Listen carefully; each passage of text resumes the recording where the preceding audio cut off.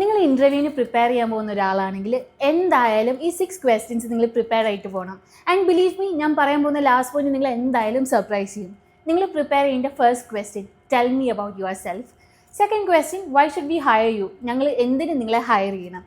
Third question, what are your salary expectations. Fourth question, നിങ്ങളുടെ strength എന്താണ്, നിങ്ങളുടെ weakness എന്താണ്. ഫിഫ്ത്ത് ക്വസ്റ്റ്യൻ എന്ന് വെച്ചാൽ നിങ്ങൾ എങ്ങനെ ഒരു ഡിഫിക്കൽട്ട് സിറ്റുവേഷനെ ഹാൻഡിൽ ചെയ്യും.